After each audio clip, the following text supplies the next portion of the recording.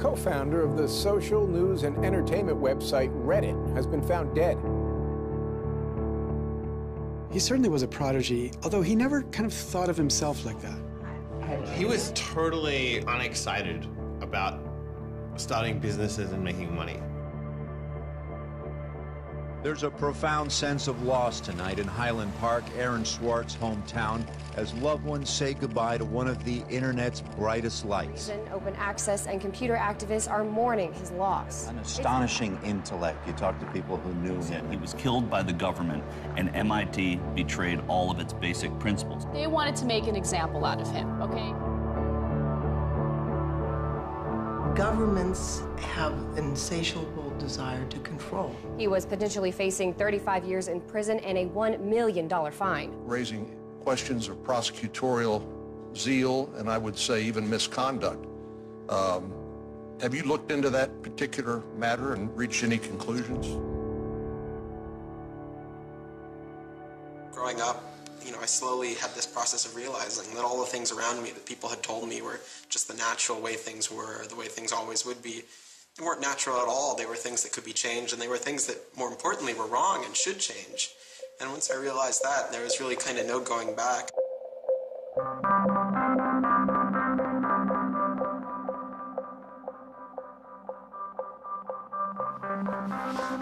Welcome to Story Reading Time. The name of the book is Paddington at the Fair.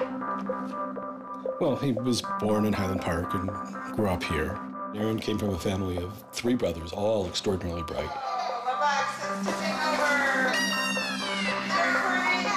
So we were all, not the best behaved children, and, 3 boys running around all the time, causing trouble. Hey, no. But I've come to the realization Aaron learned how to learn at a very young age. 1, 2, 3, 4, 5, 6, 7, 8, 9, 10. Knock, knock. Who's there? Aaron. Aaron, funny man. He knew what he wanted, and he always wanted to do it. He always accomplished what he wanted. His curiosity was endless. Here's a little picture of what's a planet sign. Each planet has a symbol. Mercury symbol, Venus symbol, Earth symbol, Mars symbol, Jupiter symbol. One day he said to Susan, "What's this free family entertainment in downtown Highland Park?" Free family entertainment downtown Highland Park. He was 3 at the time, and she said, "What are you talking about?" And he said, "Look, it says here on the refrigerator, free family entertainment in downtown Highland Park." And so she was floored and astonished that he could read. It's called My Family Seder. The Seder night is different from all other nights. I remember once we were at the University of Chicago Library.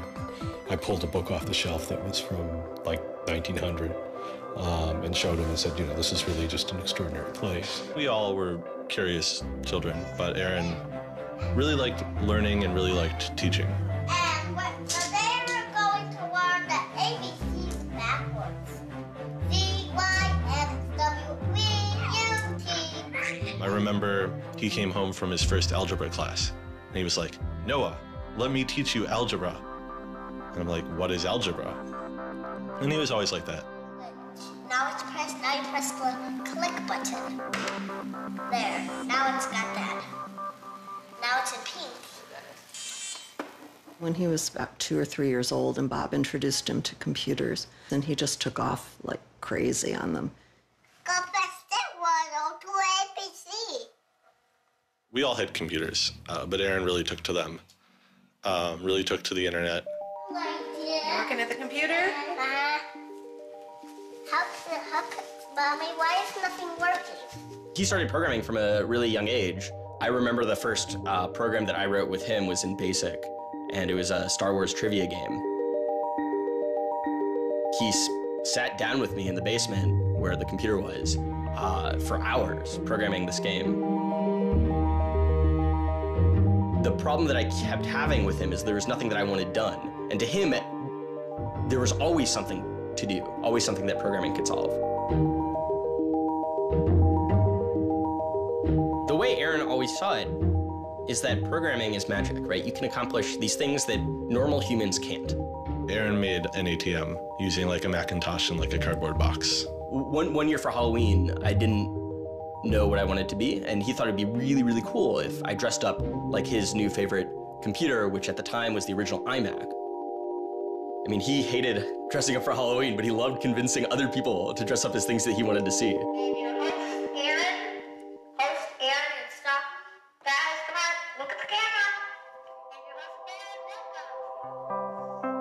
He made this website called The Info, where people can just fill in information. Like, I'm sure someone out there knows all about gold leafing. Why don't they write about that on this website? And then other people could come at a later point and read that information and edit the information if they thought it was bad. Not too dissimilar from Wikipedia, right? And this was before Wikipedia had begun, and this was developed by a 12-year-old in his room by himself, running on, you know, this tiny server using ancient technology. And one of the teachers responds like, "This is a terrible idea. You can't just like let anyone author the encyclopedia. The whole reason we have scholars is to write these books for us. How could you ever have such a terrible idea?" Me and my other brother would be like, "Oh, you know, yeah, Wikipedia is cool, but you know, we had that in our house like 5 years ago." Aaron's website, theinfo.org, wins a school competition hosted by the Cambridge-based web design firm Ars Digita. We all went to Cambridge for when he won the Ars Digita Prize. And, you know, we had no clue what Aaron was doing. It was obvious that the prize was really important. Aaron soon became involved with online programming communities, then in the process of shaping a new tool for the web. He comes up to me, it's like, "Ben, there's this really awesome thing that I'm working on. You need to hear about it." I'm like, "Yeah, what is it?" He says, "It's this thing called RSS." And he explains to me what RSS is. I'm like, why is that useful, Aaron? Like, is any site using it? Like, why would I want to use it? There was this mailing list for people who were working on RSS and XML more generally. And there was a person on it named Aaron Swartz who was combative but very smart and who had lots of good ideas. And he didn't ever come to the face-to-face meetings. And they said, you know, when are you going to come out to one of these face-to-face meetings? And he said, you know, I don't think my mom would let me. I'm 14, I just turned 14. And so their first reaction was, well, you know, this colleague we've been working with all year was 13 years old while we were working with him, and he's only 14 now. And their second reaction was, Christ, we really want to meet him. You know, that's extraordinary. He was part of the committee that drafted RSS. What he was doing was to help build the plumbing for modern hypertext. And the piece that he was working on, RSS, was a tool that you can use to get summaries of things that are going on in other web pages. Most commonly, you would use this for a blog. You might have 10 or 20 people's blogs you want to read. You use their RSS feeds, these summaries of what's going on those other pages, to create a unified list of all the stuff that's going on. Aaron was really young, but he understood the technology and he saw that it was imperfect and looked for ways to help make it better.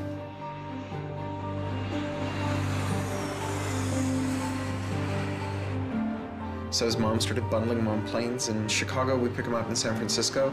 We'd introduce him to interesting people to argue with, and we'd marvel at his horrific eating habits. He only ate white food, only like, you know, steamed rice and not fried rice because that wasn't sufficiently white, and white bread and so on. And, you know, you kind of marvel at this, the quality of the debate emerging from this, what appeared to be a small boy's mouth.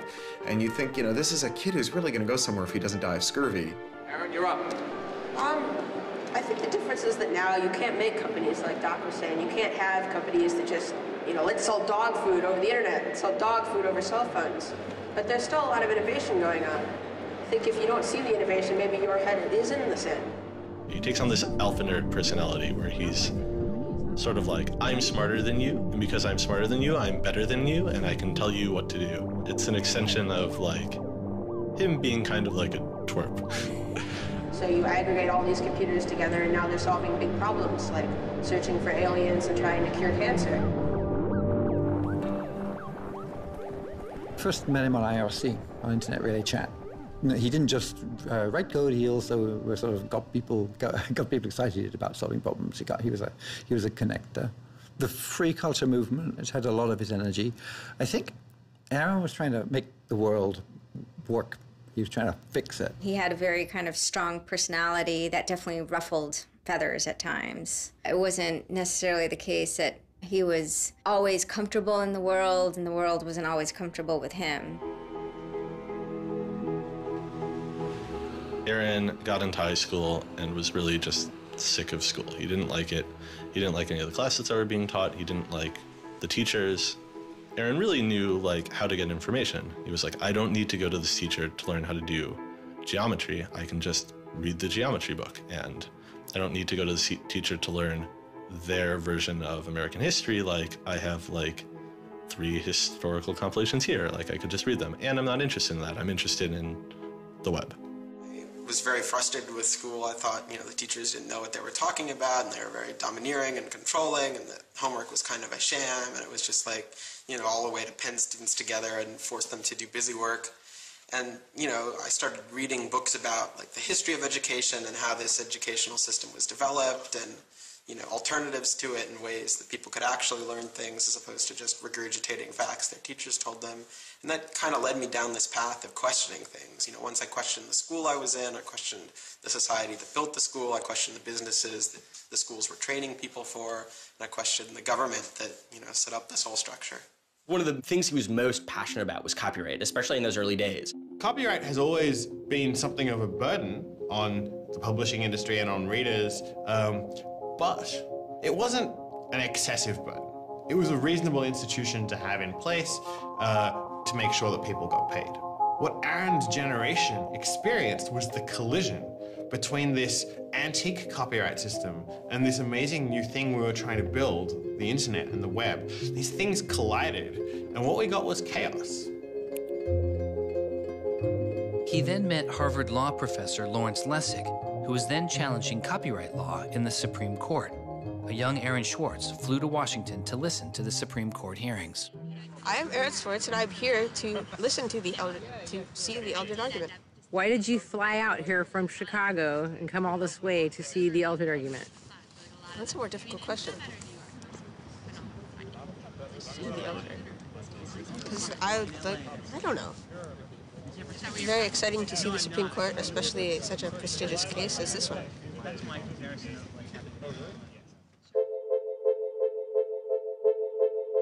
Lessig was also moving forward with a new way to define copyright on the internet. It was called Creative Commons. So the simple idea of Creative Commons is to give people, creators, a simple way to mark their creativity with the freedoms they intended to carry. So if copyright is all about all rights reserved, then this is a kind of some rights reserved model. It's I want a simple way to say to you, here's what you can do with my work, even if there are other things which you need to get my permission before you could do. And Aaron's role was the computer part. How do you architect the licenses so they would be simple and understandable and expressed in a way that machines could process it? And people are like, why do you have this, 15-year-old kid writing the specifications for the Creative Commons?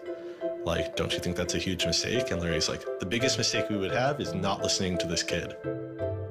He's not even tall enough to get over the podium, and it wasn't these movable podiums, so it was this embarrassing thing where once he put his screen up, nobody could see his face. When you come to our website here, and you go to choose license, it gives you this list of options, it explains what it means, and you fill out 3 simple questions.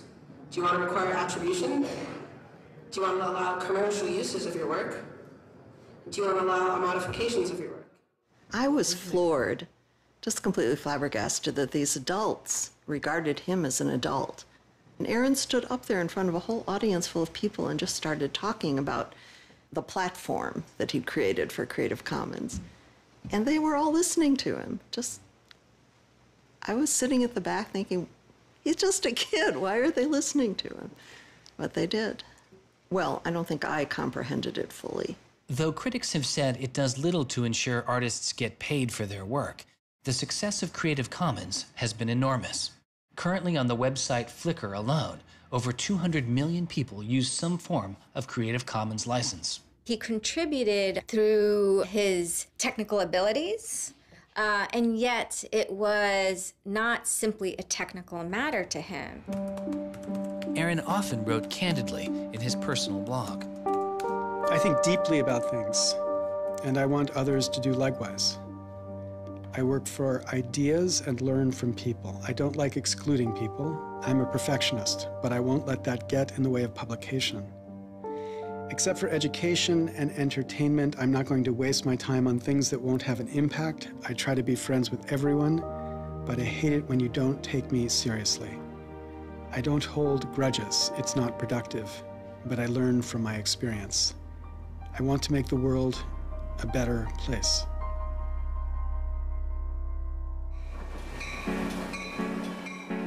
In 2004, Swartz leaves Highland Park and enrolls in Stanford University. He had had ulcerative colitis, which was very troubling, and we were concerned about him taking his medication. He got hospitalized, and he would take this cocktail of pills every day. And one of those pills was a steroid, which stunted his growth and made him feel different from many of the other students.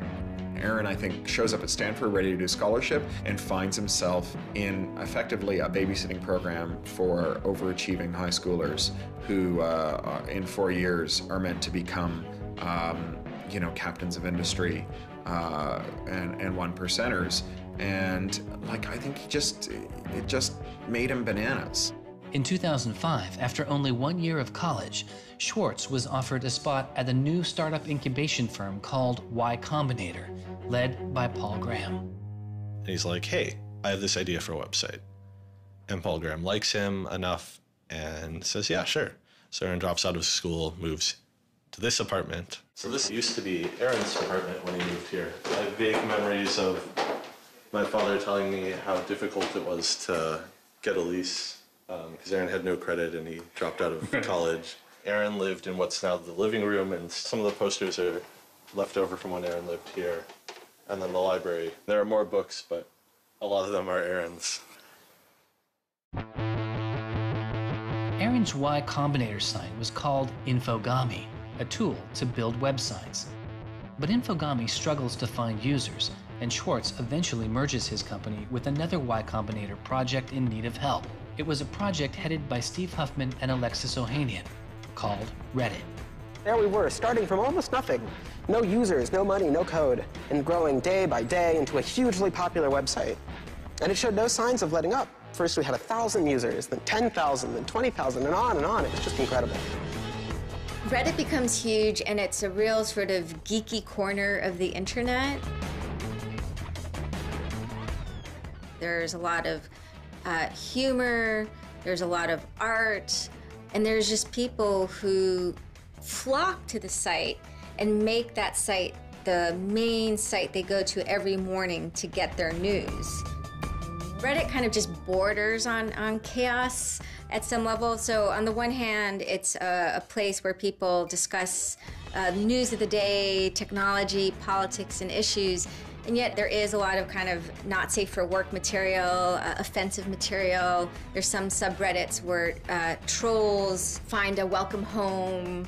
And so in that sense, Reddit has been kind of home to controversy as well. It kind of sits on that edge of chaos. Reddit catches the attention of the corporate magazine giant Condé Nast, who makes an offer to buy the company. Some large amount of money, large enough that my dad was getting bugged with questions about, like, how do I store this money? Like a lot of money. Like a lot of money.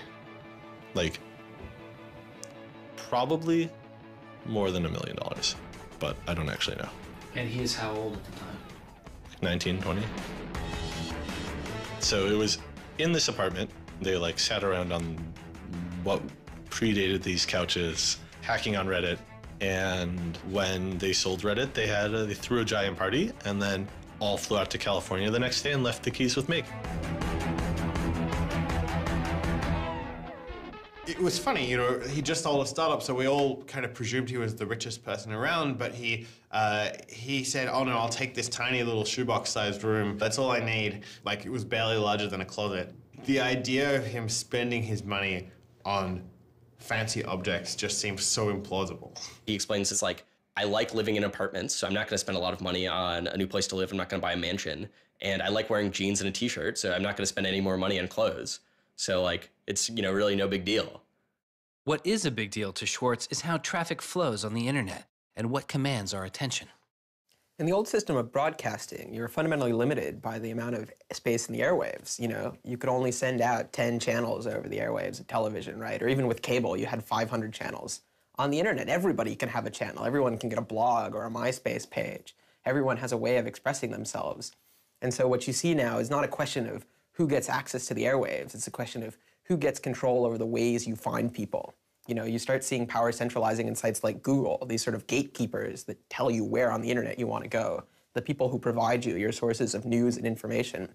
So it's not, you know, only certain people have a license to speak. Now everyone has a license to speak. It's a question of who gets heard. After he started working in San Francisco at Condé Nast, he comes into the office and they want to give him a computer with all this crap installed on it and say that he can't install any new things on his computer, which to a developer is outrageous, right? From the first day, he was complaining about all this stuff. Gray walls, gray desks, gray noise. The first day I showed up here, I simply couldn't take it. By lunchtime, I had literally locked myself in a bathroom stall and started crying. I can't imagine staying sane with someone buzzing in my ear all day, let alone getting any actual work done. Nobody else seems to get work done here either. Everybody's always coming into our room to hang out and chat or invite us to play the new video game system that Wired is testing. He really had different aspirations that were politically oriented. And Silicon Valley just doesn't really quite have that culture that orients technical activity for the purposes of political goals. Aaron hated working for a corporation. They all hate working for Condé Nast, but Aaron is like the only one who's not going to take it. And Aaron basically gets himself fired by not showing up to work ever. It was said to be a messy breakup. Both Alexis Ohanian and Steve Huffman declined to be interviewed for this film. He rejected the business world. One of the really important things to remember about that choice when Aaron decided to kind of leave startup culture is that he was also leaving behind the things that had made him, you know, famous and well-loved, and, you know, he was at risk of letting down fans. He got to where he was supposed to be going and had the self-awareness and the orneriness to realize that he had climbed the mountain of shit to pluck the single rose and discovered that he'd lost his sense of smell. And rather than sit there and insist that it wasn't as bad as it seemed, and he did get the rose in any event, he climbed back down again, which is pretty cool. The way Aaron always saw it is that programming is magic, right? You can accomplish these things that normal humans can't by being able to program. So if you had magical powers, would you use them for good or to make you mountains of cash? Swartz was inspired by one of the visionaries he had met as a child, the man who had invented the World Wide Web, Tim Berners-Lee. In the 1990s, Berners-Lee was arguably sitting on one of the most lucrative inventions of the 20th century. But instead of profiting from the invention of the World Wide Web, he gave it away for free. It is the only reason the World Wide Web exists today. Aaron is certainly deeply influenced by Tim. Tim is certainly a very prominent early internet genius who doesn't in any sense cash out. He's not at all interested in how he's going to figure out how to make $1 billion. People would have seen, there's money to be made there. So there would have been lots of little webs instead of one big one.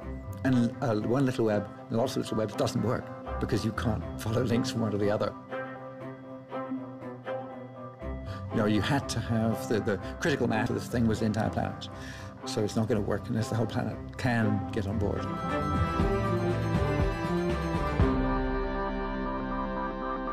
I mean, I feel very strongly that it's not enough to just live in the world as it is, to just kind of take what you're given and, follow the things that adults told you to do and that, your parents told you to do and that society tells you to do. I think you should always be questioning. I take this very scientific attitude, that everything you've learned is just provisional, that, you know, it's always open to recantation or refutation or questioning. And I think the same applies to society. Once I realized that there were real serious problems, fundamental problems that I could do something to address, I didn't see a way to forget that. I didn't see a way not to. We just started spending a lot of time just kind of as friends. We would just talk for hours into the night. I definitely should have understood that he was flirting with me. I think to some degree I was like, this is a terrible idea and impossible, and therefore I will pretend it is not happening. As my marriage was breaking down and I was really stuck without anywhere to go, we became roommates and brought my daughter over. We moved in and furnished a house, and it was really peaceful. Like, my life had not been peaceful for a while, and really neither had his.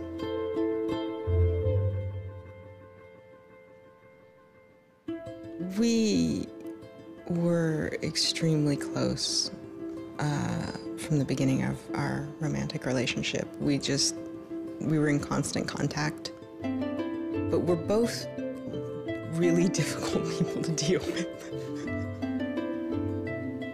In a very Ally McBeal discussion, he confessed he had a theme song, and I made him play it for me. It was Extraordinary Machine by Fiona Apple. I think it was just that sense of kind of being a little bit embattled that the song has. And it also had like this hopefulness to it. By foot it's a slow climb, but I'm good at being uncomfortable, so I can't stop changing all the time. Because in many ways, Aaron was tremendously optimistic about life. Even when he didn't feel it, he could be tremendously optimistic about life. Extraordinary machine. What are you doing? Flickr has video now. Swartz threw his energy into a string of new projects involving access to public information, including an accountability website called watchdog.net and a project called the Open Library. So the Open Library project is a website that you can visit at openlibrary.org. And the idea is to be a huge wiki, an editable website with one page per book. So for every book ever published, we want to have a web page about it that combines all the information from publishers, from booksellers, from libraries, from readers onto one site, and then gives you links where you can buy it, you can borrow it, or you can browse it. I love libraries. You know, I'm the kind of person who goes to a new city and immediately seeks out the library. So that's the dream of Open Library, is building this website where both you can leap from book to book, from person to author, from subject to idea, go through this vast tree of knowledge that's been embedded and lost in big physical libraries that's hard to find, that's not very well accessible online, is really important because books are a cultural legacy. You know, books are the place people go to write things down, and to have all that swallowed up by one corporation is kind of scary. How can you bring public access to the public domain? It may sound obvious that you'd have public access to the public domain, but in fact, it's not true.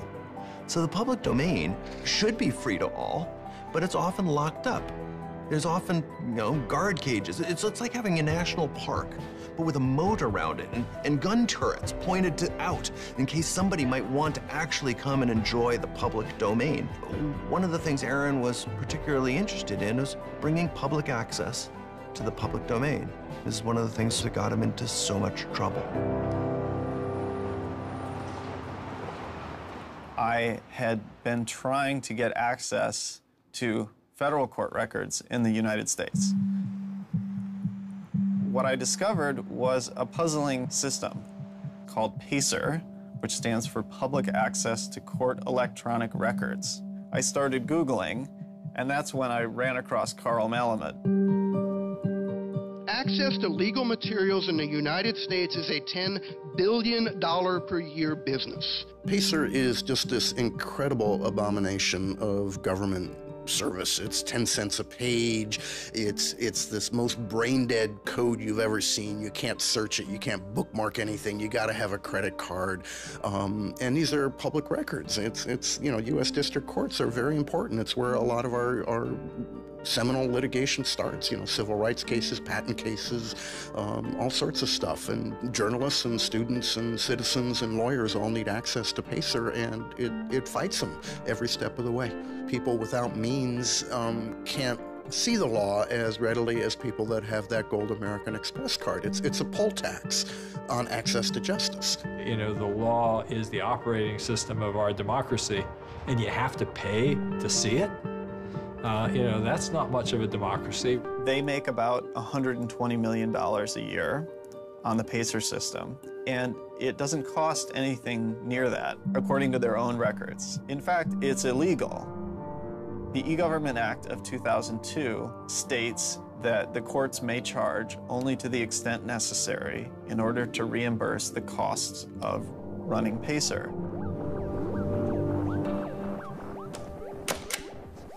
As the founder of public.resource.org, Malamud wanted to protest the PACER charges. He started a program called the PACER Recycling Project, where people could upload PACER documents they had already paid for to a free database so others could use them. The PACER people were getting a lot of flack from Congress and others about public access. And so they put together this system. In 17 libraries across the country, there was free PACER access. That's one library every 22,000 square miles, I believe. So it wasn't like really convenient. I encouraged volunteers to join the so-called Thumb Drive Corps and download docs from the public access libraries, upload them to the PACER recycling site.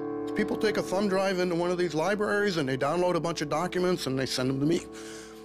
And nothing, it was just a joke. In fact, when you clicked on Thumb Drive Corps, there was a Wizard of Oz, the Munchkins singing, so a little video clip came up. We represent the Lollipop Guild. But of course, I get this phone call from Steve Schultz and Aaron saying, gee, we'd like to join the Thumb Drive Corps.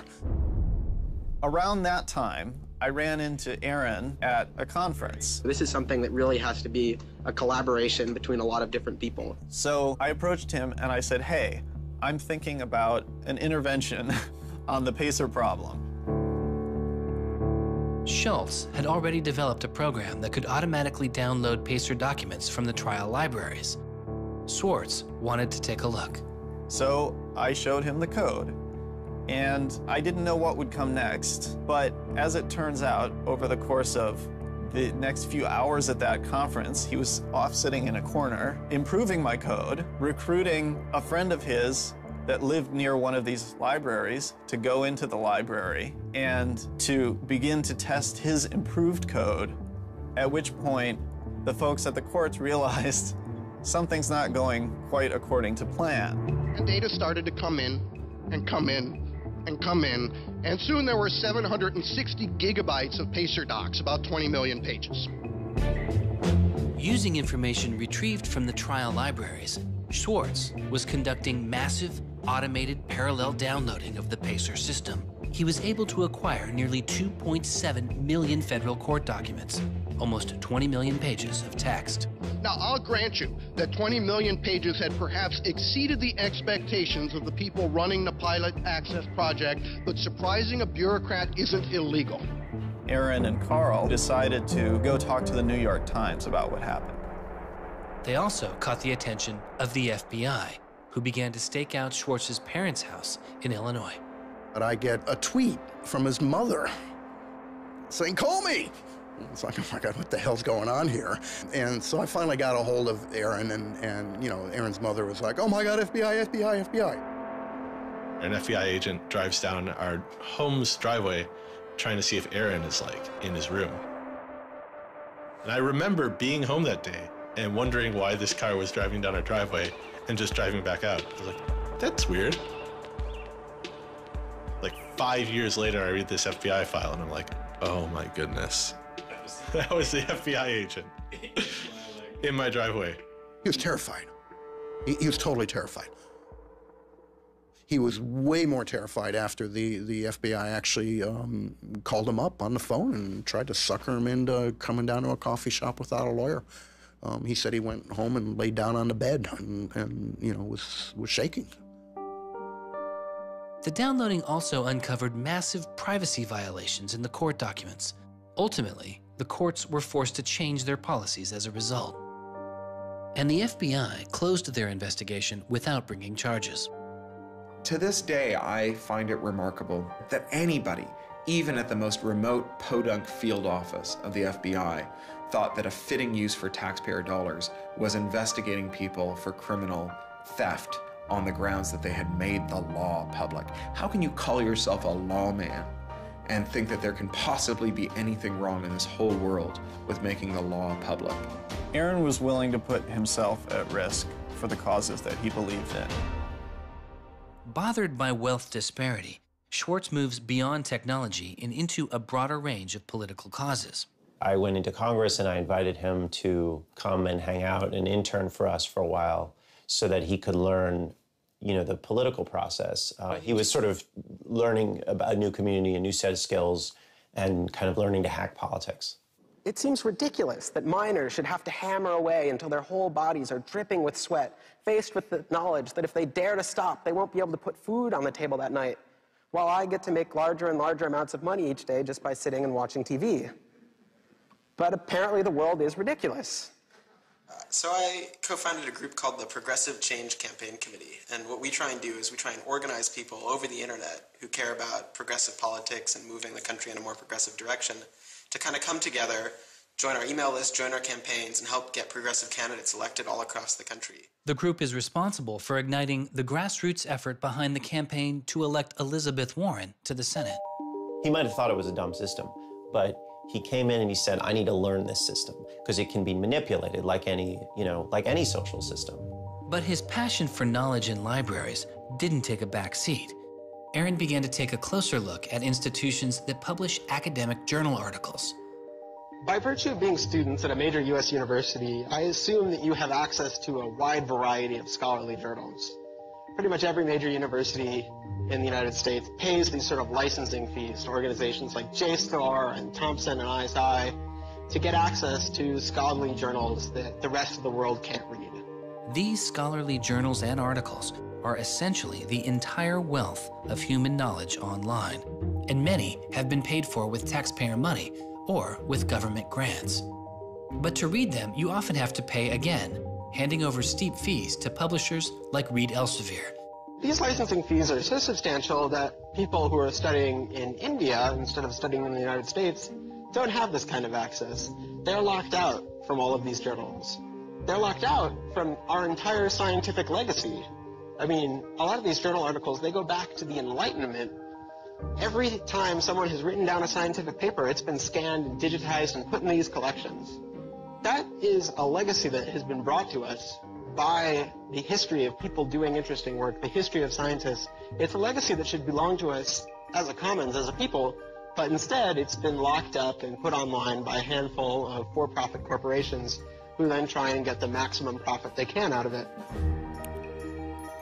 So a researcher paid by the university or the people publishes a paper, and in the very, very last step of that process, after all the work is done, after all the original research is done, the thinking, the lab work, the analysis, after everything is done at that last stage, then the researcher has to hand over his or her copyright to this multi-billion-dollar company. And it's sick. It's an entire economy built on volunteer labor. And then the publishers sit at the very top and scrape off the cream. Talk about a scam. One publisher in Britain made a profit of $3 billion last year. I mean, what a racket. JSTOR is just a very, very small player in that story, but for some reason, JSTOR is the player that Aaron decided to confront. He'd gone to some conference around open access and open publishing, and I don't know who the person from JSTOR was, but I think at some point, Aaron asked the question, like, how much would it cost to open up JSTOR in perpetuity? And they gave some, I think it was $200 million, something that Aaron thought was totally ridiculous. Working on a fellowship at Harvard, he knew users on MIT's famously open and fast network Nextdoor had authorized access to the riches of JSTOR. Swartz saw an opportunity. You have a key to those gates. And with a little bit of shell script magic, you can get those journal articles. On September 24th, 2010, Swartz registered a newly purchased Acer laptop on the MIT network under the name Gary Host. The client name was registered as Ghost Laptop. He doesn't hack JSTOR in the traditional sense of hacking. The JSTOR database was organized, so it was completely trivial to figure out how you could download all the articles in JSTOR because it was basically numbered. It was basically, / number article 444,024, then 25, then 26. He wrote a Python script called keepgrabbing.py, which was like keep grabbing one article after another. The next day, Ghost Laptop begins grabbing articles, but soon the computer's IP address is blocked. For Swartz, it's barely a bump in the road. He quickly reassigns his computer's IP address and keeps downloading. Well, JSTOR and MIT take a number of steps to try to interfere with this when they notice that this is happening. And when the more modest steps don't work, then at a certain stage, JSTOR just cuts off MIT from having access to the JSTOR database. So there's this kind of cat and mouse game around getting access to the JSTOR database. Aaron ultimately, obviously, is the cat because he has more technical capability than the JSTOR database people do in defending them. And eventually, there was an unlocked supply closet in the basement of one of the buildings. And he went, instead of going through Wi-Fi, he went down there and he just plugged his computer directly into the network and just left it there with an external hard drive downloading these articles to the computer. Unknown to Swartz, his laptop and hard drive had been found by authorities. They didn't stop the downloads. Instead, they installed a surveillance camera. They found the computer in this room in the basement of an MIT building. They could have unplugged it. They could have waited for the guy to come back and said, dude, what are you doing? You know, cut it out. Who are you? And they could have done all that kind of stuff, but they didn't. What they wanted to do was film it to gather evidence to make a case. That's the only reason you film something like that.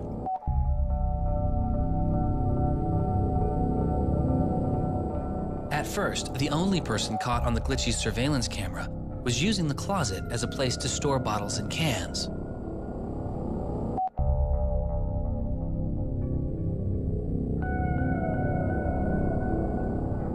But days later, it caught Swartz.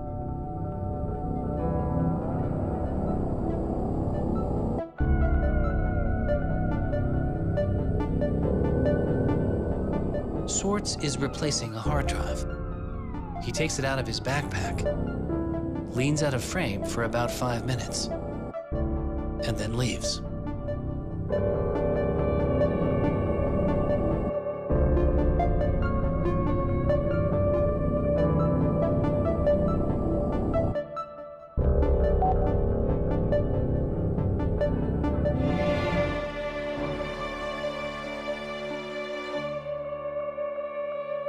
And then they organized a stakeout where as he was biking home from MIT, these cops came out from either side of the road or something like that and started going after him. He describes that he was pressed down and assaulted by the police. He tells me that it's unclear that they were police that were after him. He thought that someone was trying to attack him. He does tell me they beat him up. I was just devastated. The notion of any kind of criminal prosecution of anyone in our family or anything was so foreign and incomprehensible, I didn't know what to do. Well, they execute search warrants at Aaron's house, his apartment in Cambridge, and his office at Harvard.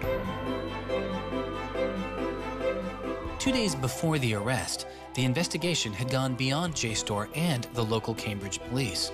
It had been taken over by the United States Secret Service.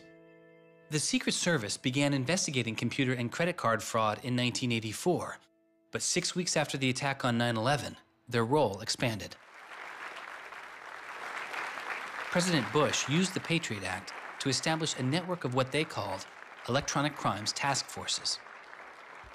The bill before me takes account of the new realities and dangers posed by modern terrorists. According to the Secret Service, they are primarily engaged in activity with economic impact, organized criminal groups, or use of schemes involving new technology.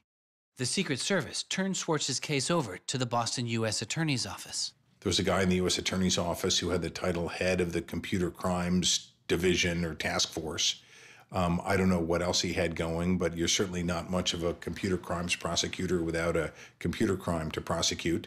So he jumped on it, kept it for himself, didn't assign it to someone else within the office or the unit, and that's Steve Hyman.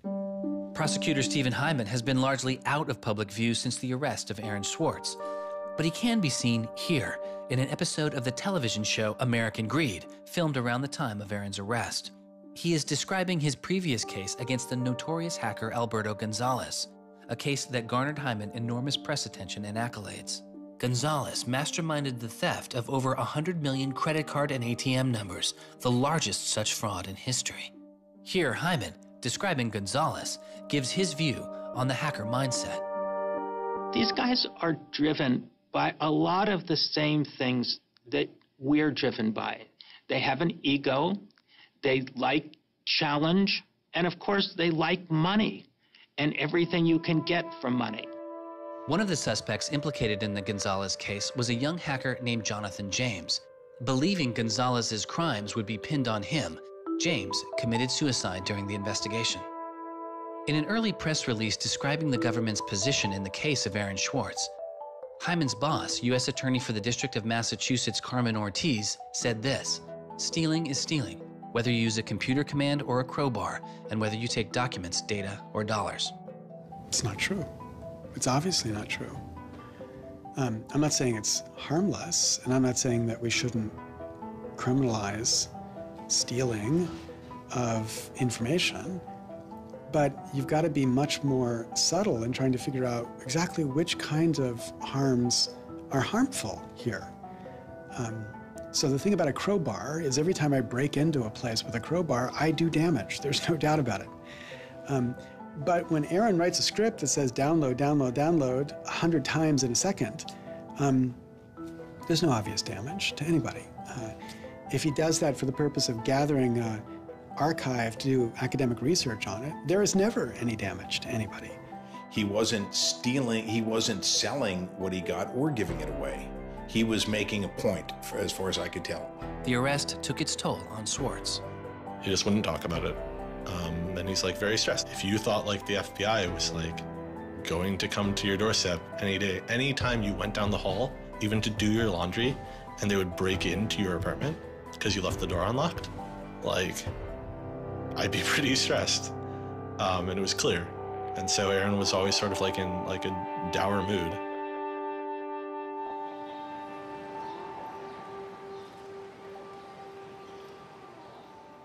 He wouldn't give off any sensitive information about his whereabouts during this time because he was so afraid that the FBI would be waiting for him. It was a time of unprecedented social and political activism. Time magazine would later name as their 2011 Person of the Year, the protester. There was a kind of hotbed of hacker activity going on. WikiLeaks had released a trove of diplomatic cables. Manning had been under arrest at the time. It was unknown whether he was the source of the leak. Anonymous, which is a kind of protest ensemble that has a lot of hackers in its ranks, were going on various sprees of sorts. If you compare that to what he did, his stuff should have been left behind for MIT and JSTOR to deal with in a kind of private, professional manner. It should have never gotten the attention of the criminal system. It just didn't belong there.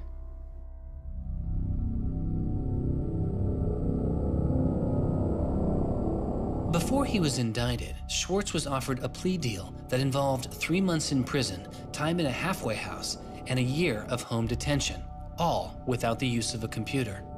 It was on the condition that Swartz plead guilty to a felony. Here we are. We have no discovery, no evidence whatsoever about what the government's case is, and we have to make this immense decision where the lawyer is pushing you to do this, the government is giving you a non-negotiable demand, and you're told that your likelihood of prevailing is small, so whether you're guilty or not, you're better off taking the deal. Boston has its own computer crimes division, with lots of lawyers, probably more lawyers than they need. So, you can imagine all sorts of cases where it'd be really hard to prosecute because you've got some criminals in Russia or you've got some people inside of a corporation are going to have $500 lawyers or $700 an hour lawyers sitting down against you.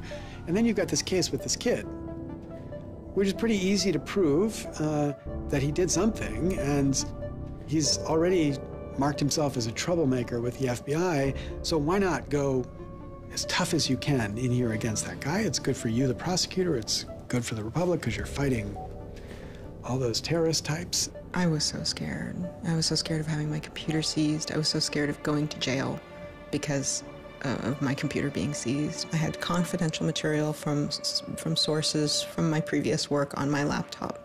And that is above all my priority, is to keep my sources safe. I was so scared of what was going to happen to Ada. Aaron told me that they'd offered him a deal, and he finally just said that he would take it if I told him to. And I came real close to saying take it. He had developed like serious political aspirations in the intervening time between when, that moment when he ended that entrepreneurial startup life and begun this new life that had come to this political activism. And he just didn't believe that he could continue in his life with a felony. He said to me one day, we were walking by the White House, and he said to me, they don't let felons work there.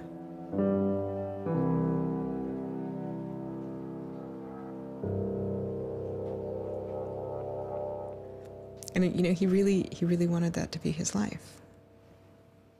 He hadn't killed anybody. He hadn't hurt anybody. He hadn't stolen money. He hadn't done anything that seemed felony worthy, right? And there is this idea that there's no reason that he should be labeled a felon and taken away his right to vote in many states for doing what he did. That's just outrageous. It makes sense for him to be, maybe fined a bunch of money or, asked not to come back to MIT again. But to be a felon, to face jail time. Swartz turned down the plea deal. Hyman redoubled his efforts. Hyman continued to press us at all levels. Even with the physical evidence seized from Aaron's Acer computer, hard drive, and USB drive, the prosecutors needed evidence of his motives. Why was Aaron Swartz downloading articles from JSTOR, and just what did he plan to do with them? The government claims that he was planning to publish these.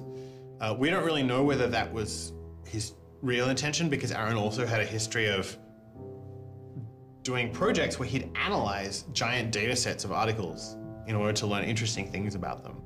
The best evidence for that was that when he was at Stanford, he also had downloaded the whole Westlaw legal database.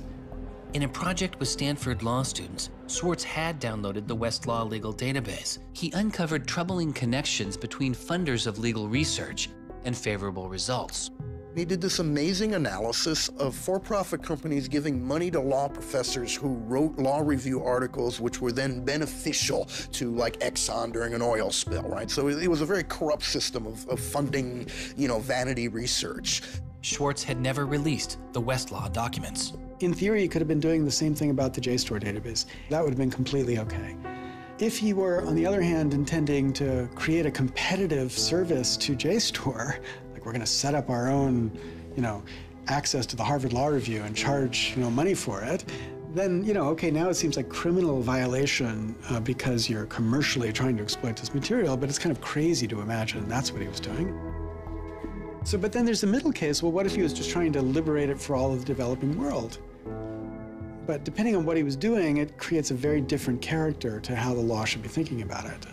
The government was prosecuting him as if this was like a commercial criminal violation, like stealing a whole bunch of credit card records. It was that kind of crime.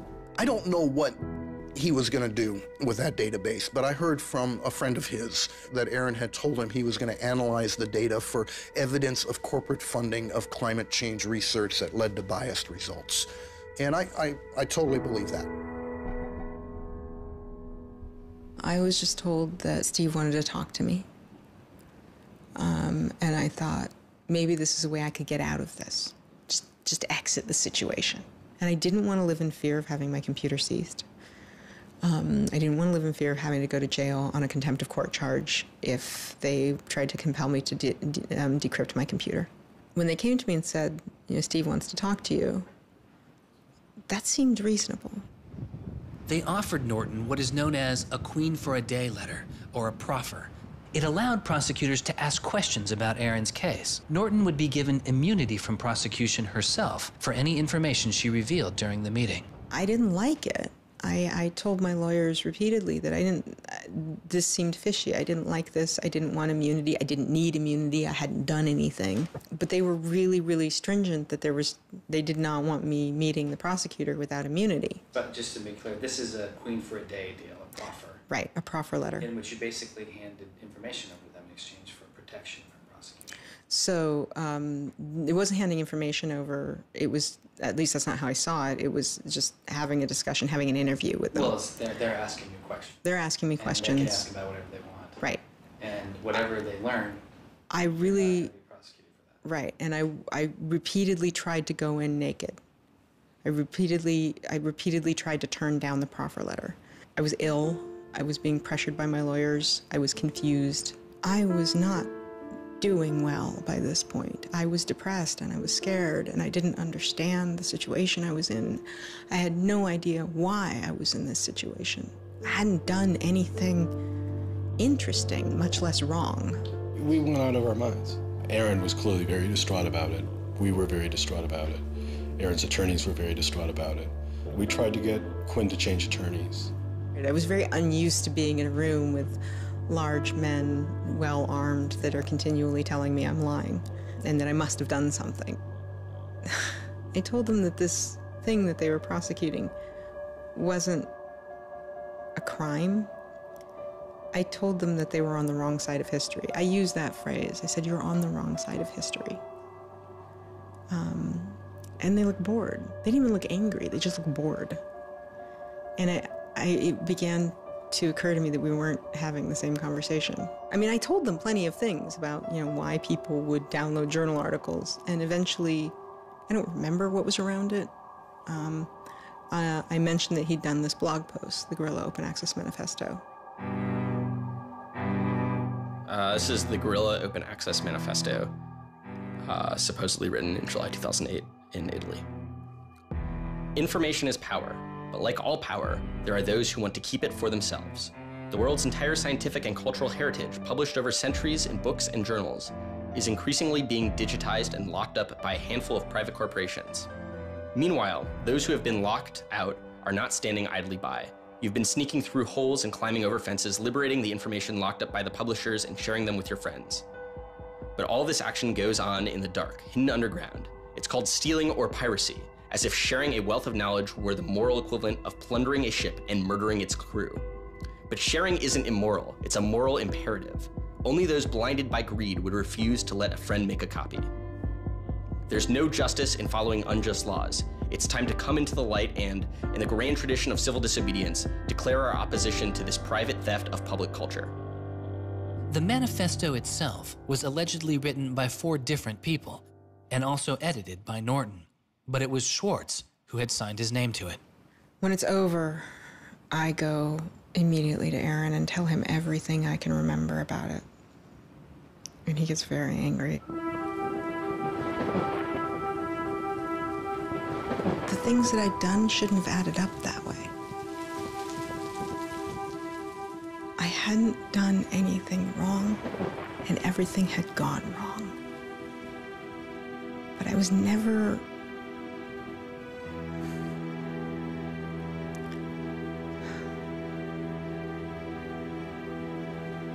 I'm still angry. I'm still angry that you can try your best with these people to do the right thing, and they will turn everything against you, and they will hurt you with anything they can.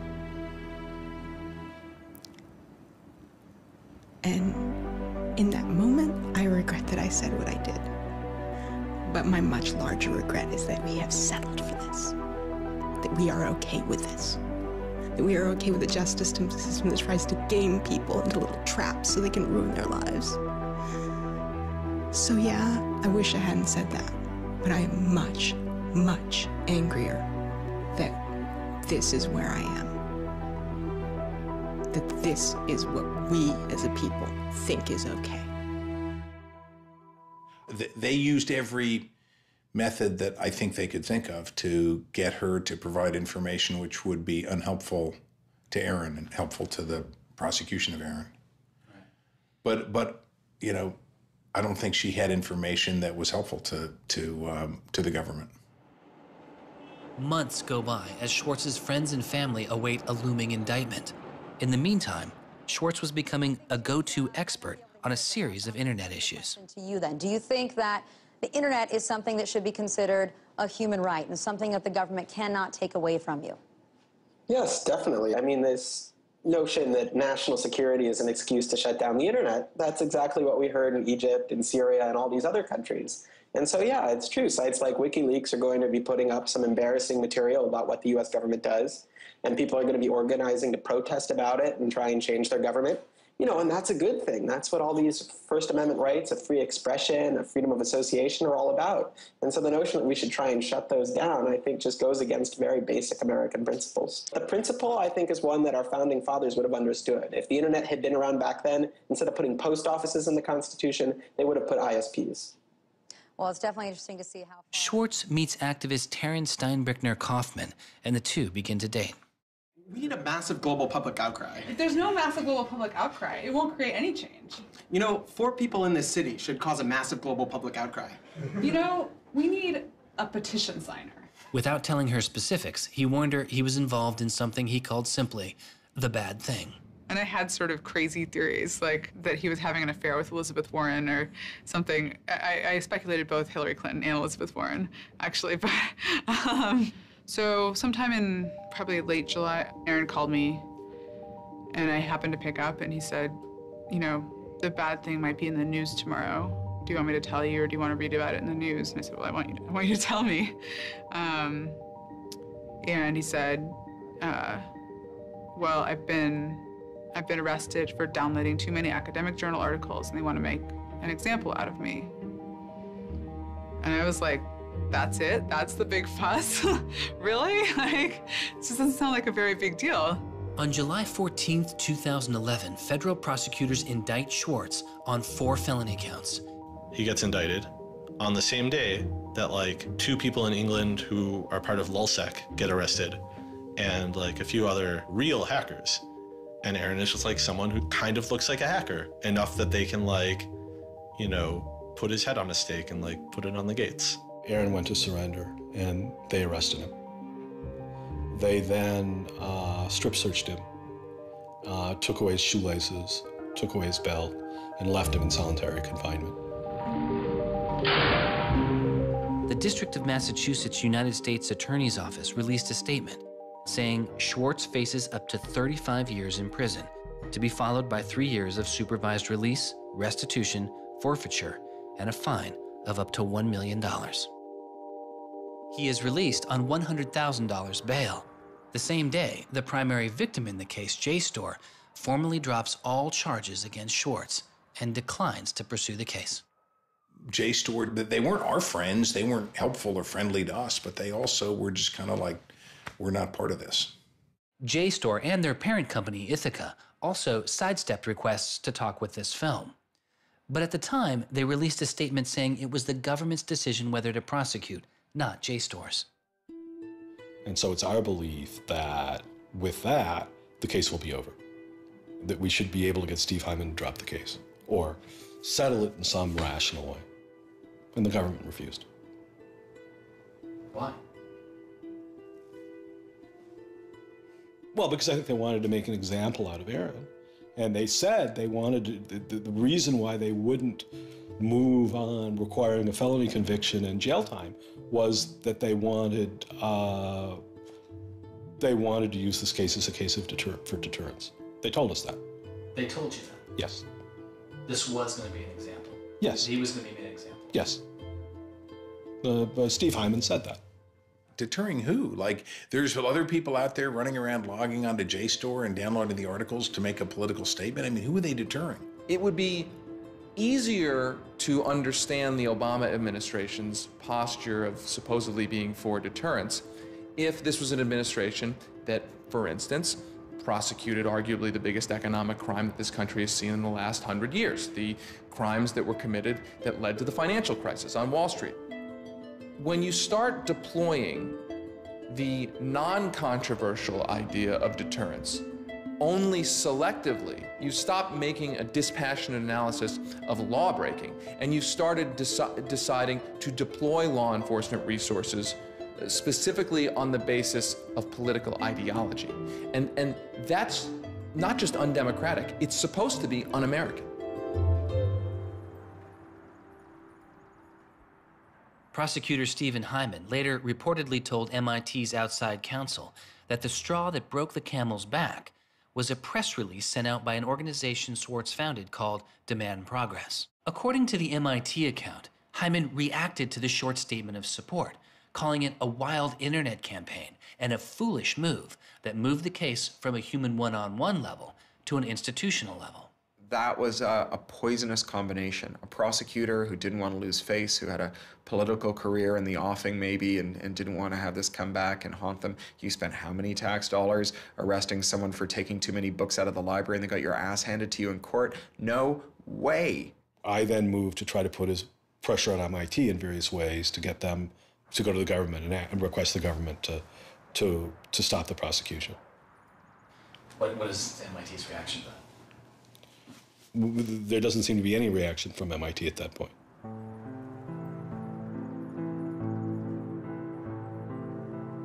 MIT doesn't defend Aaron, which to people inside of the MIT community seems outrageous because MIT is a place that encourages hacking in the biggest sense of the word. At MIT, the idea of going and running around on roofs and tunnels that you weren't allowed to be in was not only a rite of passage, it was part of the MIT tour. And lockpicking was a winter course at MIT.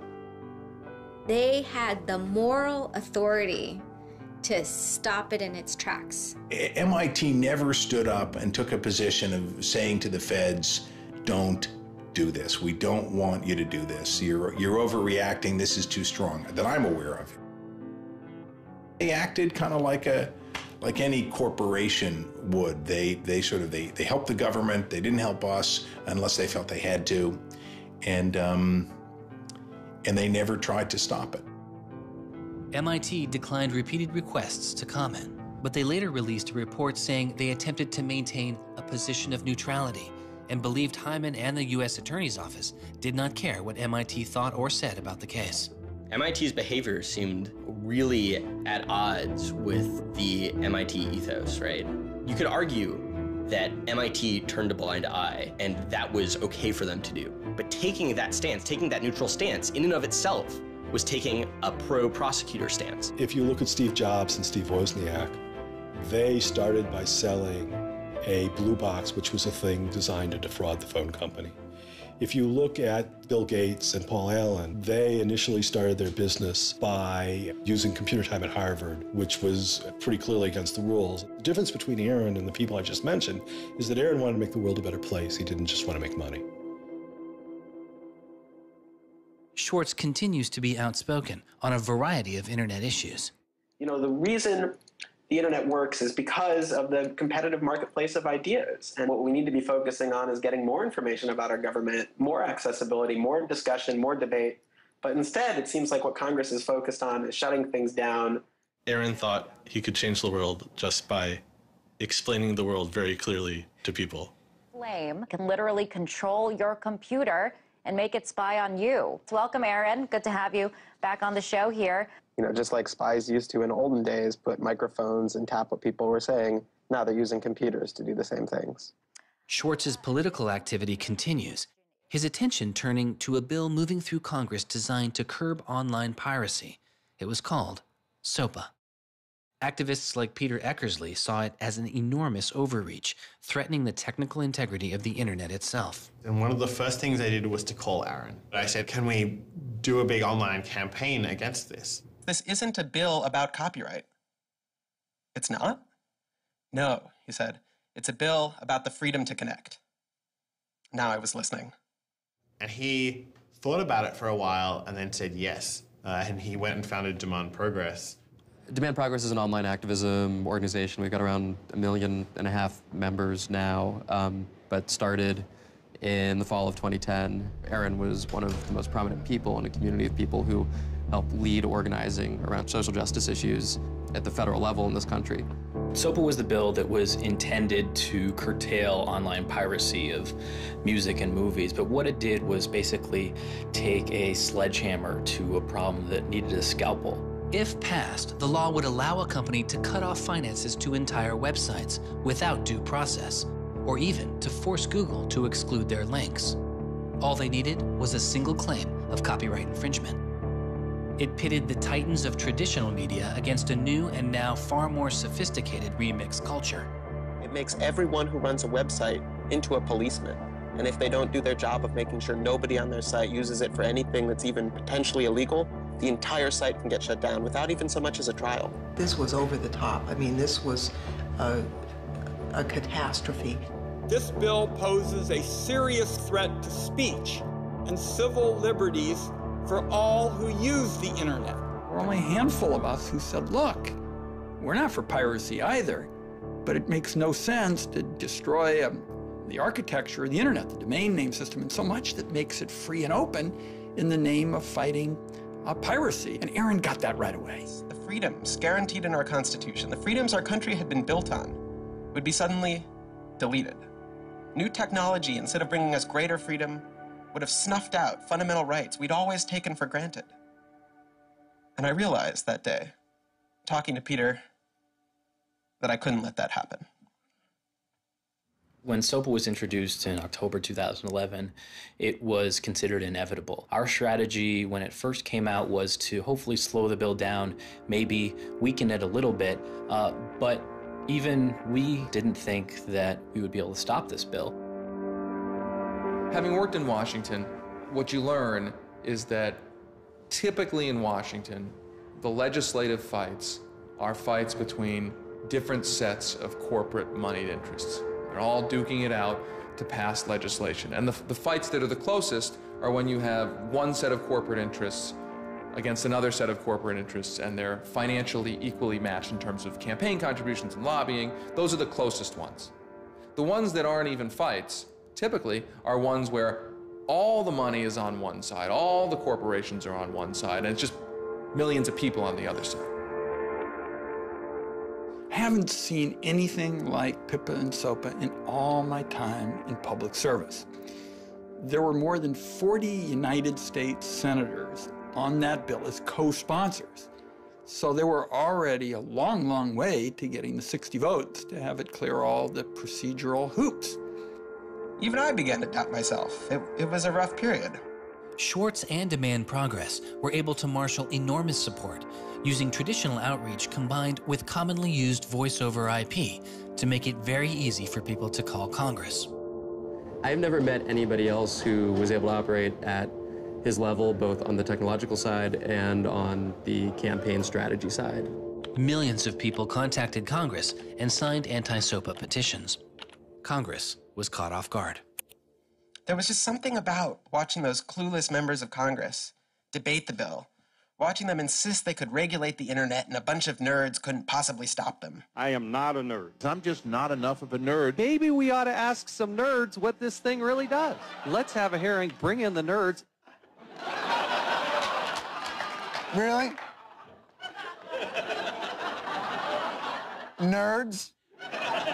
You know, I think actually the word you're looking for is experts. To enlighten you so your laws don't backfire, break the internet. We use the term geek, but we're allowed to use that because we are geeks. The fact that it got as far as it did without them talking to any technical experts reflects the fact that there is a problem in this town. I'm looking for somebody to come before this body and testify in a hearing and say, this is why they're wrong. There used to be an office that provided science and technology advice, and members could go to them and say, help me understand XYZ. And Gingrich killed it. He said it was a waste of money. Ever since then, Congress has plunged into the dark ages. I don't think anybody really thought that SOPA could be beaten, including Aaron. think it was worth trying, but it didn't seem winnable. And I remember maybe a few months later, I remember him just turning to me and being like, I think we might win this. And I was like, that would be amazing. Calls to Congress continue. When the domain hosting site GoDaddy becomes a supporter of the bill, tens of thousands of users transferred their domain names in protest. Within a week, a humbled GoDaddy reverses their position on SOPA. When the Congress people that supported the record and movie industries realized that there was this backlash, they kind of scaled the bill back a little bit. You could see the curve happening. You could see that our arguments were starting to resonate. It was like Aaron had been striking a match and it was being blown out. Striking another one was being blown out. And finally he'd managed to catch enough kindling that the flame actually caught, and then it turned into this roaring blaze. On January 16th, 2012, the White House issued a statement saying they didn't support the bill. And then this happened. I'm a big believer that we should be dealing with issues of piracy and we should deal with them in a serious way, but this bill is not the right bill. When Jimmy Wales put his support towards blacking out Wikipedia, the #5 most popular website in the world. This is a website that's on several % of all of the clicks on anywhere on the internet. Wikipedia went black, Reddit went black, Craigslist went black, phone lines on Capitol Hill flat out melted. Members of Congress started rushing to issue statements retracting their support for the bill that they were promoting just a couple days ago. Within 24 hours, the number of opponents of SOPA in Congress went from this to this. To see congressmen and senators slowly flip sides throughout the day of the blackout was pretty unbelievable. There was like a 100 representative swing. And that was when, as hard as it was for me to believe, after all this, we had won. The thing that everyone said was impossible, that some of the biggest companies in the world had written off as kind of a pipe dream, had happened. We did it. We won. This is a historic week in internet politics, maybe American politics. The thing that we heard from people in Washington, D.C., from staffers on Capitol Hill was they received more emails and more phone calls on SOPA blackout day than they'd ever received about anything. I think that was an extremely exciting moment. This was the moment when the internet had grown up politically. It was exhilarating because it's hard to believe it actually happened. It's hard to believe a bill with so much financial power behind it didn't simply sail through the Congress. And not only did it not sail through, it didn't pass at all. It's easy sometimes to feel like you're powerless, like when you come out in the streets and you march and you yell and nobody hears you. But I'm here to tell you today, you are powerful. So yeah, maybe sometimes you feel like you're not being listened to, but I'm here to tell you that you are. You are being listened to. You are making a difference. You can stop this bill if you don't stop fighting. Stop PIPA. Stop SOPA. Some of the biggest internet companies, to put it frankly, would benefit from a world in which their little competitors could get censored. We can't let that happen. For him, it was more important to be sure that you made a small change than to play a small part in a big change. But SOPA was like playing a major part in a major change. And so for him, it was kind of this proof of concept, like, okay, what I want to do with my life is change the world. I think about it in this really scientific way of like, I'm measuring my impact. And this shows that it's possible, right? That the thing that I want to do with my life is possible. I have proved that I can do it, that I, Aaron Swartz, can change the world. For a guy who never really thought he had done much, which was Aaron, it was one of the few moments where you could really see that he felt like he had done something good. Feeling like here is his maybe one and only victory lap.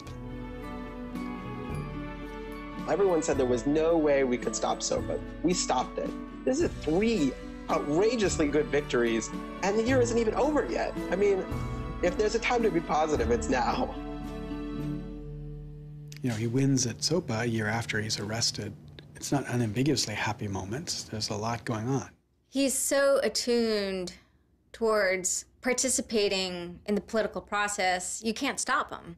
The list of organizations Swartz founded or co-founded is enormous. And years before Edward Snowden would expose widespread internet surveillance, Swartz was already concerned. It is shocking to think that the accountability is so lax that they don't even have sort of basic statistics about how big the spying program is. And if the answer is, oh, we're spying on so many people we can't possibly even count them, then that's an awful lot of people, right? It would be one thing if they said, look, you know, we know the number of telephones we're spying on, we don't know exactly how many real people that corresponds to, but they just came back and said, we can't give you a number at all. That's pretty, I mean, it's scary is what it is. Well, that's scary. You know, they put incredible pressure on him, took away his, you know, all of the money he had made. They, you know, threatened to take away his physical freedom. Why'd they do it, you know? I mean, well, why are they going after whistleblowers, you know? Why are they going after people who tell the, you know, who tell the truth about all sorts of things? I mean, from the banks to the, you know, to war, to just sort of government transparency. So secrecy serves those who are already in power. And we are living in an era of secrecy that coincides with an era where the government is doing also a lot of things that are probably illegal and unconstitutional. So those two things are not coincidences. It's very clear that this technology has been developed not for small countries overseas, but right here for use in the United States by the U.S. government. The problem with the spying program is it's this sort of long, slow expansion, you know, going back to the Nixon administration, right? Obviously, it became big after 9/11 under George W. Bush, and Obama has continued to expand it, and the problems have slowly grown worse and worse. But there's never been this moment you can point to, say, okay, we need to galvanize opposition today because today is when it matters. Instead, it's mattered for. The prosecution, in my estimation, of Aaron Swartz was about sending a particular laser-like message to a group of people that the Obama administration sees as politically threatening. And that is essentially the hacker, the information, and the democracy activist community. And the message that the Obama administration wanted to send to that particular community was, in my estimation, we know you have the ability to make trouble for the establishment. And so we are going to try to make an example out of Aaron Swartz to scare as many of you as possible into not making that trouble. And the government said, oh, the legal opinions we're using to legalize the spying program are also classified. So we can't even tell you which laws we're using to spy on you. You know, every time they can say, oh, this is another instance of cyber war, the cyber criminals are attacking us again, we're all in danger, we're all under threat. They use those as excuses to push through more and more dangerous laws. And so just to follow that up, like personally, how do you feel the fight is going, I guess? It's up to you. I know, but we gotta like, you know. You know, there's sort of these two polarizing perspectives, right? Everything is great. The internet has created all this freedom and liberty and everything's gonna be fantastic. Or everything is terrible. The internet has created all these tools for cracking down and spying and, you know, controlling what we say. And I think both are true, right? The internet has done both. And both are kind of amazing and astonishing. And which one will win out in the long run is up to us. It doesn't make sense to say, oh, one is doing better than the other. You know, they're both true. And it's up to us which ones we emphasize and which ones we take advantage of, because they're both there and they're both always going to be there.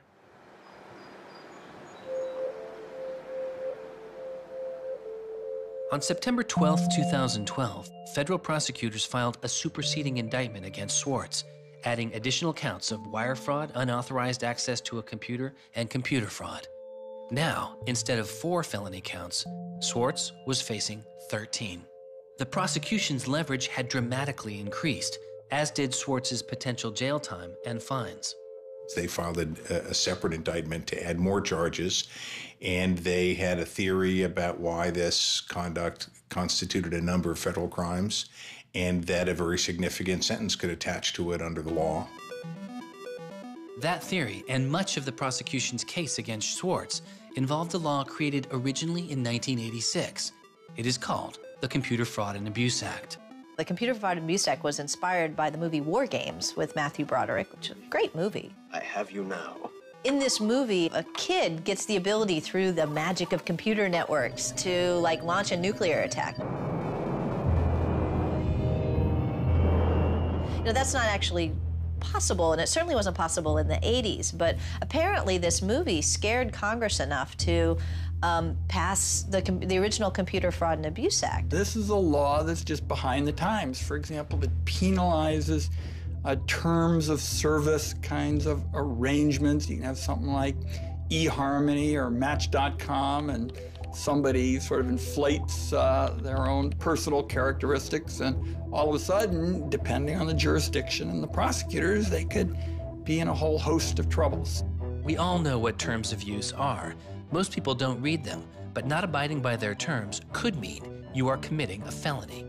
The website terms of service often say things like, be nice to each other, or don't do anything that's improper. The idea that the criminal law has anything to say about these kinds of violations, I think strikes most people as crazy. The examples get even more crazy. Until it was changed in March of 2013, the terms of use on the website of Hearst's 17 magazine said you had to be 18 in order to read it. I would say that the way the CFA has been interpreted by the Justice Department, we are probably all breaking the law. Vague and prone to misuse, the CFAA has become a one-size-fits-all hammer for a wide range of computer-related disputes. Though not the only factor in his case, 11 of the 13 charges against Swartz involved the Computer Fraud and Abuse Act. The question why hangs over much of the story of Aaron Swartz. Just what was motivating the government, and what would their case have been? The Department of Justice declined requests for answers, but Professor Oren Kerr is a former prosecutor who has studied the case. So I think I come about this case from a different direction than other people on a number of reasons. I was a federal prosecutor at the Justice Department for 3 years before I started teaching. The government came forward with an indictment based on what crimes they thought were committed, just as a purely lawyers matter, looking at the precedents, looking at the statute, looking at the history, looking at the cases that are out there so far. I think it was a fair indictment based on that. You can debate whether they should have charged this case. There's just a lot of disagreement. Some people are on the open access side, some people are not. I think the government took Swartz's guerrilla open access manifesto very seriously. And I think they saw him as somebody who was committed as a moral imperative to breaking the law to overcome a law that Swartz saw as unjust. And in a democracy, if you think a law is unjust, there are ways of changing that law. They're going to Congress, as Swartz did so masterfully with SOPA. Or you can violate that law in a way to try to nullify that law. And I think what was driving the prosecution was the sense that Swartz was committed not just to breaking the law, but to really making sure that law was nullified, that everyone would have access to the database in a way that you couldn't put the toothpaste back into the tube. It would be done, and Swartz's side would win. There's a big disagreement in society as to whether that is an unjust law, and ultimately that's a decision for the American people to make, working through Congress. And then the second problem is, I think, we're still trying to figure out what's the line between less serious offenses and more serious offenses. We're now entering this different environment of computers and computer misuse, and we don't yet have a really strong sense of exactly what these lines are. So we're just working that out. This is a poor use of prosecutorial discretion. The hammer that the Justice Department has to scare people with it just gets bigger and bigger and bigger. And so most people just, you can't roll the dice with your life like that. Should we tap somebody's phone? Should we film them? Should we turn somebody and get them to testify against these other people? That's how federal agents and prosecutors think. They build cases, they make cases. Swartz was caught in the gears of a brutal criminal justice system that could not turn back. A machine that has made America the country with the highest rate of incarceration in the world. We have in this country allowed ourselves to be captured by the politics of fear and anger. And anything we're afraid of, like the future of the internet and access, and anything we're angry about instinctively creates a criminal justice intervention. And we've used jail, prison, and punishment to resolve a whole host of problems that historically were never seen as criminal justice problems. The impulse to threaten, indict, prosecute, which is part of what has created this debate and controversy over online access and information on the internet, is very consistent with what we've seen in other areas. The one difference is that the people who are usually targeted and victimized by these kinds of criminal and carceral responses are typically poor and minority. Swartz's isolation from friends and family increased. He had basically stopped working on anything else, and the case was, in fact, like taking over sort of his whole life.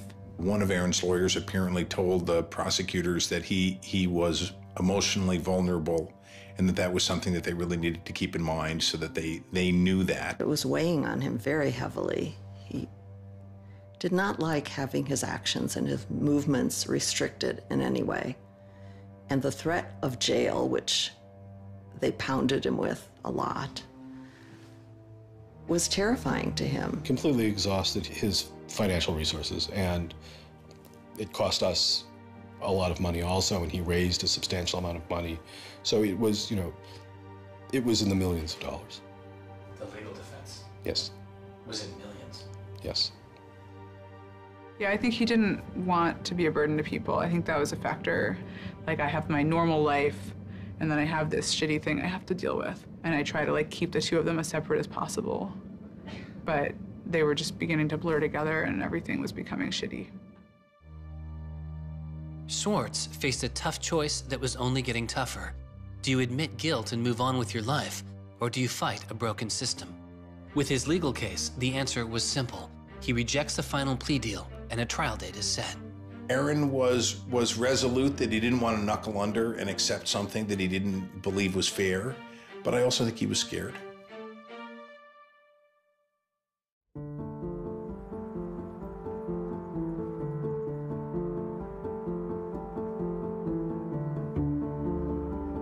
I don't think they would have convicted Aaron. I think we would have walked him out of that courthouse, and I would have given him a big hug, and we would have walked across that little river in Boston and gone and had a couple of beers. I really thought that we were right. I thought that we were going to win the case. I thought that we could win the case. He didn't talk about it very much, but you could see the enormous pain that he was going through.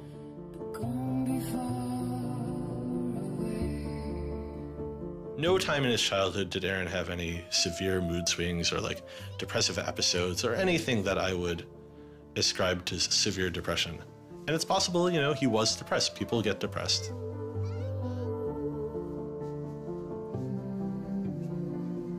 Very early in our relationship, 3 or 4 weeks in or something, I remember him saying to me that I was a lot stronger than he was. He was brittle in a lot of ways. Things were a lot harder for him than for a lot of people. It was part of his brilliance, too. I think he probably had something like clinical depression in his early 20s. I don't think he did when I was with him. He wasn't a joyful person, but that's different from being depressed. He was just under such enormous pressure for 2 years straight. He just didn't want to do it anymore. He was just I just think it was too much.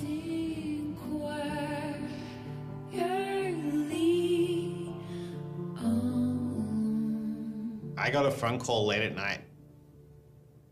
I could tell something was wrong, and then I called and I realized what had happened. A co-founder of the social news and entertainment website Reddit has been found dead. Police say 26-year-old Aaron Swartz killed himself yesterday in his Brooklyn apartment. I just thought, we've lost one of the most creative minds of our generation.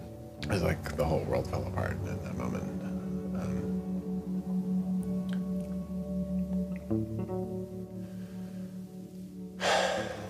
It was one of the hardest nights of my life. So I kept screaming, I can't hear you. What did you say? I can't hear you. I can't. That's it.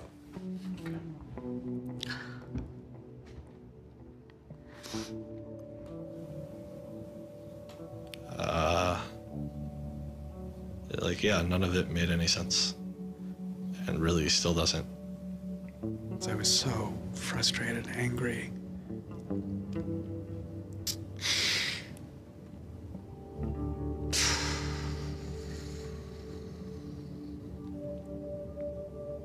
I tried to explain it to my kids.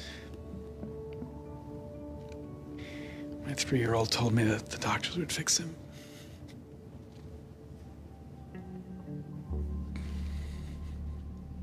I've known lots of people who've died, but I've never lost anybody like this.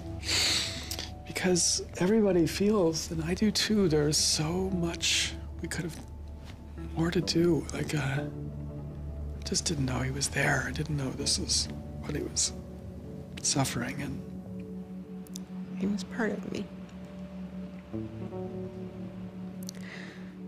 And I just wanted it to not be real. And then I just looked at his Wikipedia page and I saw the end date.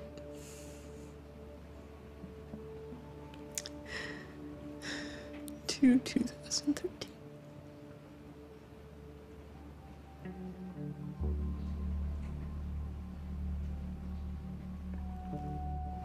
Aaron is dead. Wanderers in this crazy world, we have lost a mentor, a wise elder. Hackers for right, we're one down. We've lost one of our own. Nurturers, carers, listeners, feeders, parents, all, we have lost a child. Let us all weep.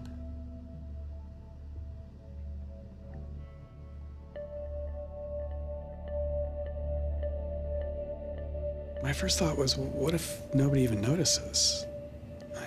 Because it wasn't clear to me how salient he was. I had never seen anything quite like the outpouring I saw. The net just lit up. I mean, everyone was trying to explain it in their own way, but I've never seen people grieve on Twitter before. People were visibly grieving online. He was the internet's own boy. And the old world killed him. We are standing in the middle of a time when great injustice is not touched. Architects of the financial meltdown have dinner with the president regularly. In the middle of that time, the idea that this was what the government had to prosecute just seems absurd if it weren't tragic. The question is, can we do something, given what's happened, to make the world a better place? And how can we further that legacy? That's the only question one can ask. All over the world, there were starting to be hackathons, gatherings. Aaron Swartz has, in some sense, brought the best out of us in trying to say, how do we fix this? He was, in my humble opinion, one of the true extraordinary revolutionaries that this country has produced. I don't know whether Aaron was defeated or victorious, but we are certainly shaped by the hand of the things that he wrestled with. When we turn armed agents of the law on citizens trying to increase access to knowledge, we've broken the rule of law, we've desecrated the temple of justice. Aaron Swartz was not a criminal.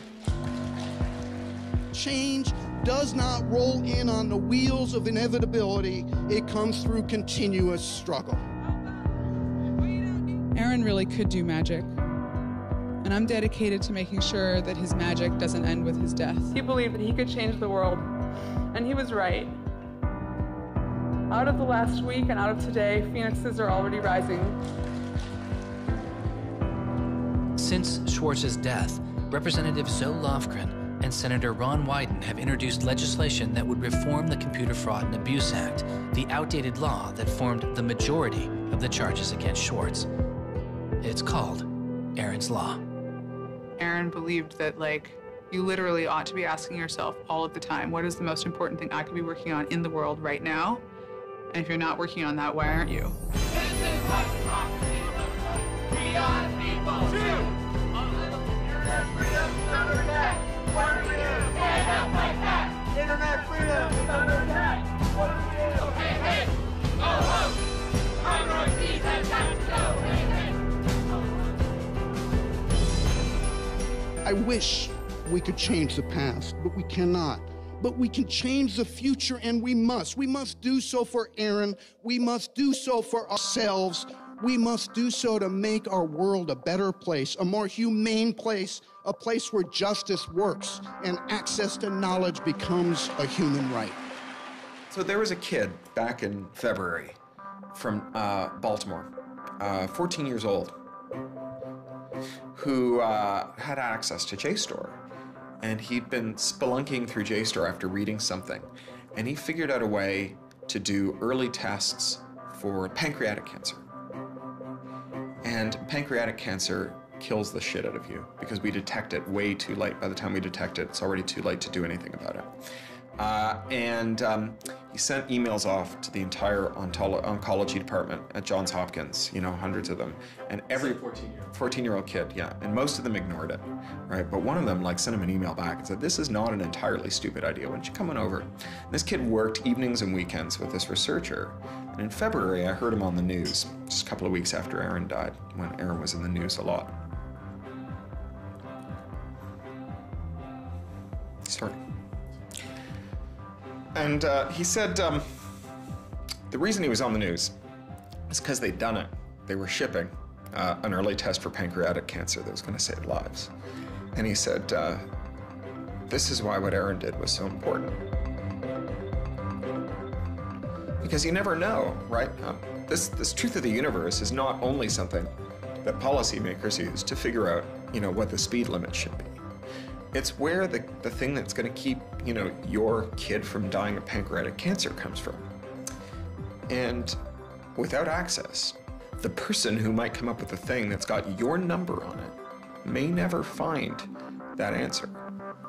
He slept so well, he didn't fall out of bed once, not even when he dreamed he was back on the spacecraft. Very good, Aaron. Very good. Yay, Aaron. Okay. Now it's song time.